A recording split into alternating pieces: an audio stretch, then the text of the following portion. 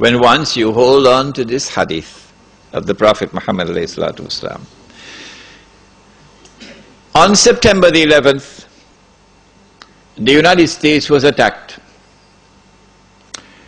We know from eyewitnesses that there were 2 aircrafts which struck at the Twin Towers in Lower Manhattan. And it could be that the aircrafts themselves caused the buildings to collapse. It could also be they got some help for some dynamite and so on planting before. We know from eyewitnesses that there was a 3rd aircraft which crashed in Pennsylvania. And no less an authority than the White House itself confirmed that aircraft, the plan was for that aircraft to target Air Force One and to target the White House. And we have unconfirmed reports because no one saw, and there was no evidence on the ground. Absolutely astonishing, isn't it? A huge aircraft slams into a building and there is no evidence that the aircraft ever existed. The Pentagon. America was attacked on September the 11th in circumstances which were absolutely suspicious. Who attacked America on September the 11th? And we have said that there is a massive cover-up on the part of the Bush administration. And we have anticipated that those who have information so far concealed will eventually release that information in order to embarrass the US government as part of a strategy to bring down America. And so CNN is going to be broadcasting it. And the New York Times is going to have a field day. And all those who control the media in the United States are now going to go to work to lavishly publish all of this information which demonstrates beyond doubt that the US administration was involved in a massive cover-up.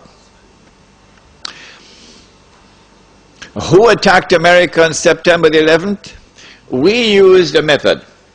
We said, since we do not have the evidence which can be used in a court of law, let us look to see who has benefited.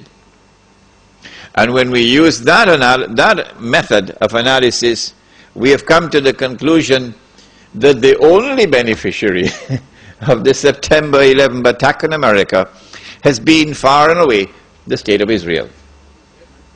There is a little booklet outside, a Muslim response to the attack on America. It's just about 25, 28 pages. I want to suggest to you, and it's very cheap, I think maybe $2. I want to suggest to you it might be a good idea to take this booklet and give it out to people who you think ought to have a little bit of brainstorming. Because when they read this, they'll be stunned. They won't get this in their newspapers and from the mainstream media in this country.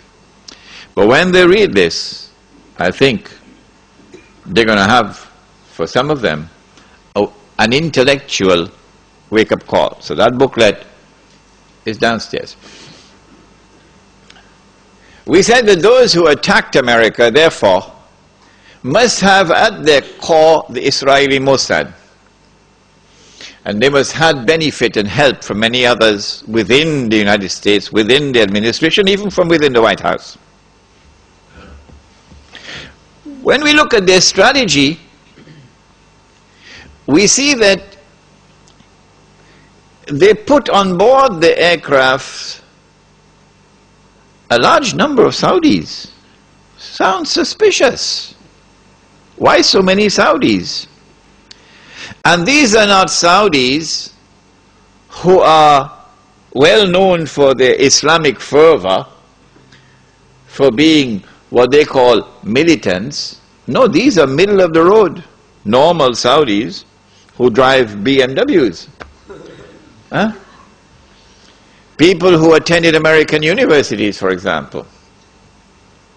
They were on board the aircraft and they died when the aircraft crashed. So these were the hijackers, except that one of them read in the newspapers that he was dead.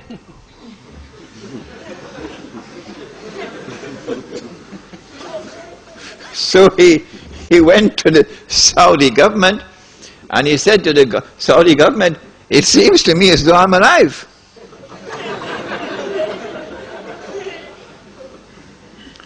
The Saudi newspapers published this article, which I read with my own eyes. This particular student had studied in Minnesota, I think, in the early 1990s. And in 1995, perhaps, he had reported both to the local police and to the Saudi embassy in the United States that someone had broken into his apartment and stolen his passport. Whoever did that used that passport to hijack his identity, and so they could put him on board the aircraft. And so the planning for September the 11th, 2001 started many, many years before. Which reminds me, I must tell you that when I arrived in New York in April 1991, through Allah's leave and kindness, within a matter of 6 months in New York, I had already been pushed to a very high profile position. Very well known in the entire New York metropolitan area. And then in November 91, when I had gone to the State University of New York in Stony Brook, someone broke into my apartment and stole only my passport. That's all. So if ever you get the news that Imran Hosein blew up the moon,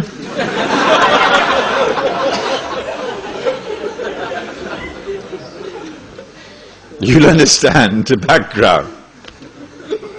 They're holding it. They have not as yet used it. But the more I talk about it, the less likely that they can use it. My passport, therefore my identity. Why so many Saudis? It's suspicious. And why these middle-of-the-road Saudis? The answer is because Saudi Arabia, the government of Saudi Arabia, has a friendly relationship with the United States. In fact, there is something common between the state of Saudi Arabia and the state of Israel which would surprise you.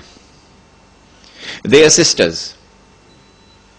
The same forces who work for the establishment of the state of Israel are the same forces who work for the establishment of the state of Saudi Arabia. The same forces who have kept Israel alive today and guaranteed Israel's security are the same forces who have kept Saudi Arabia alive today and has guaranteed Saudi Arabia's security. And when the state of Israel is to be destroyed, Saudi Arabia also goes down into the garbage bin. They're sisters. But at the moment, the friendly relations and the good press which Saudi Arabia receives in the media in the United States of America, and the fraternal relations between the government of Saudi Arabia and the government of the United States stands in the way of those who attacked America on September the 11th. In what way? I said to you last time I was here that the United States cannot attack Iraq until a